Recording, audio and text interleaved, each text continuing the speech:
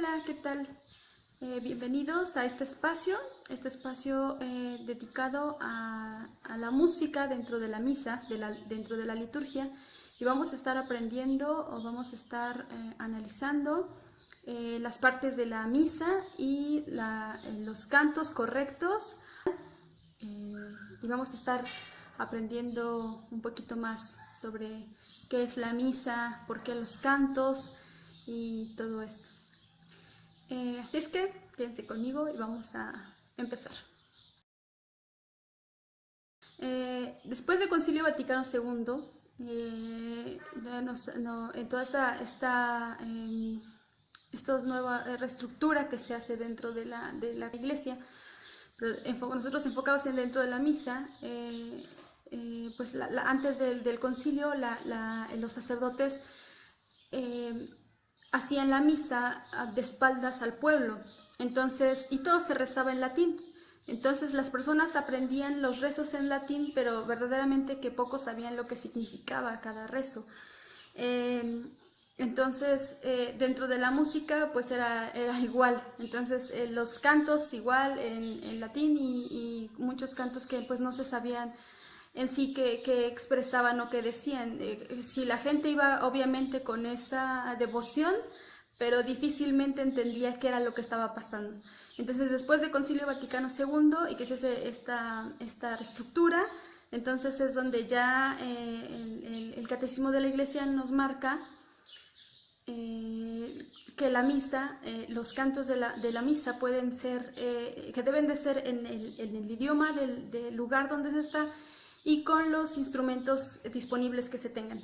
Entonces, de ahí que entraran pues también ya guitarras, incluso hasta baterías. Hay unas partes donde se toca la misa con la batería y los teclados y toda esta parte electrónica, que obviamente no está mal, puesto que nos está diciendo el catecismo que es con los instrumentos que se tienen. Lo que sí hay que tener en cuenta es que sean los cantos correctos y que se haga con la devoción y el respeto que la misa necesita y merece. Entonces, vamos a ver primero empezar que antes de preparar nuestro canto, por ejemplo, ahorita este domingo vamos a terminar ya lo que es Navidad con el bautismo del Señor. Entonces, aquí termina, litúrgicamente, aquí termina Navidad, pero como en la tradición todavía hasta el día de la Candelaria se festeja la presentación o la purificación de la Virgen. Hasta el día de la Candelaria es cuando se levanta el nacimiento del niño Dios y se presenta ante el templo. Entonces,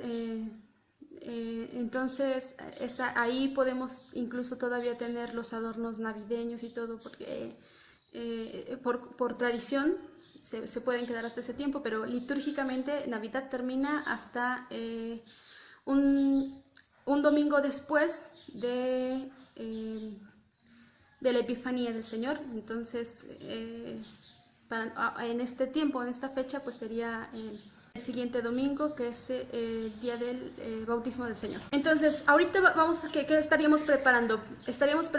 Viene tiempo ordinario. Ahorita vamos a repasar que el calendario litúrgico, así como hay el 1 de enero nos marca el comienzo de un nuevo año civil, el calendario litúrgico nos marca que el Adviento es cuando empieza nuestro año litúrgico. Entonces viene Adviento, que son 40 días antes de la Navidad. Entonces después viene Navidad y después viene tiempo ordinario, es el primer periodo de tiempo ordinario. Después viene Cuaresma.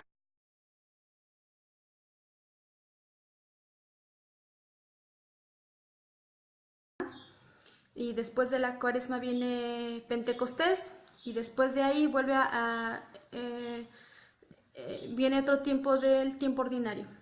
Entonces, ahí estar viendo qué cualidades debe de haber según lo que me está marcando el calendario y ver qué es lo que yo voy a interpretar en la misa, de acuerdo a la fecha, de acuerdo al tiempo y de acuerdo a las lecturas. Entonces, también entender que la misa es una fiesta, es la fiesta más grande de la iglesia, que es lo máximo, es todo lo que, el culmen de toda nuestra fe, de toda nuestra creencia, es siempre la misa, y la misa es fiesta. Entonces, así como en la fiesta hay comida y bebida, obviamente también hay música, y si te toca esa parte de animar, de festejar, de evangelizar cantando, pues con más razón tenemos que entender y saber lo que estamos haciendo y para quién.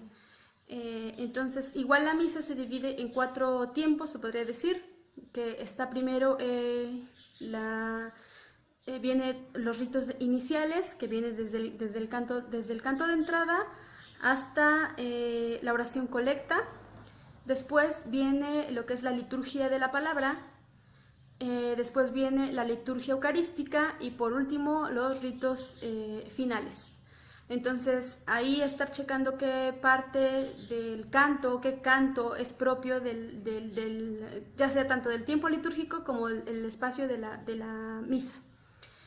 Entonces, entender y aprenderemos también, hay que aprender que hay cantos que o canciones que parezcan cantos, que se oigan así muy con mucha solemnidad o que hablen de Dios, no son propiamente dedicadas para Dios ni hechas para la misa. Entonces, ver en qué momento podríamos o se podrían cantar estas canciones o se pueden meter estos cantos. El primero que vamos a ver es el canto de entrada, que tienes que aquí entender la importancia del coro o del cantor o de quien esté a cargo de la música en la misa. Porque tienes que entender que si tú, por ejemplo, como coro llegas tarde, no te puedes dar el lujo de llegar tarde, porque tú eres quien inicia, o sea, ni siquiera lo es el sacerdote. En realidad es el pueblo, pero tú formas parte del pueblo, tú formas esa parte importante y a ti está destinado el cargo de la música, entonces tú tienes que llegar antes que nadie, porque tienes que preparar todo, ya sea tu equipo, tu instrumento, lo que sea, pero tienes que estar preparado para empezar. Entonces, ¿dónde empieza el canto de entrada? El canto de entrada empieza desde la procesión o desde que el sacerdote sale hacia el altar hasta que besa el altar.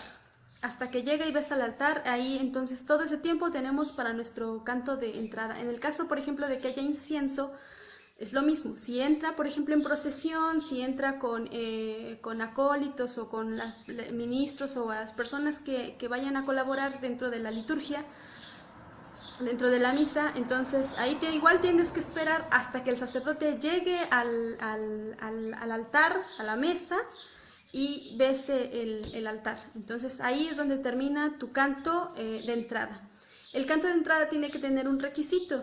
Este requisito es el llamado al pueblo, el llamado a la asamblea, a ser parte de ese momento de la liturgia. Es un pueblo que va hacia Dios. Tiene que tener esta cualidad. Por eso hay muchos cantos que empiezan vamos, venimos, vienen, todos reunidos, o cualquier frase de estas que nos indique que el pueblo se reúne para adorar a Dios. Entonces, esa es la parte principal dentro del canto. Puedes ahí identificar cuál podría ser tu canto de entrada. Esperando, por ejemplo, ahorita que viene tiempo ordinario. Poco a poco igual te voy a ir pasando algunos cantos. Espero igual también que si tú tienes algún canto o sugerencia de un canto, igual me lo indiques. Podemos aprender, podemos sacarlos, y yo igual te voy a estar pasando algunos cantos que yo tengo, que yo sé, que he aprendido a lo largo de este tiempo que llevo igual como coro, como formadora o como directivo. Entonces, pues un gusto estar aquí en este espacio contigo. Muchas gracias por ver este blog. Espero te sirva y voy a estar subiendo más blogs. Vamos a ir paso a paso. Para ti que vas empezando, para ti que no sabes cómo tiene que ser la liturgia, cómo tiene que ser la misa, y ya cualquier cosa que tú quieras saber, aprender, que tú quieras comentar incluso, ahí me lo puedes escribir en el espacio de comentarios. Y pues hasta aquí por ahora con esto. Nos estamos viendo pronto, si Dios nos permite, y pues aprender, estar echándole muchas ganas con esto, que la música, si Dios te ha dado el don de la música, créeme que te ha dado mucho, mucho, mucho de lo que es Él, porque Dios es música y no se representa, creo yo, como músico también, que no se representa tan fácilmente en ningún arte como lo hace en la música. Definitivamente Dios ama la música porque Él es música también. Entonces, pues ya, nos estamos viendo y muchas bendiciones para esta semana, que te vaya súper bien y nos estamos viendo. Chao.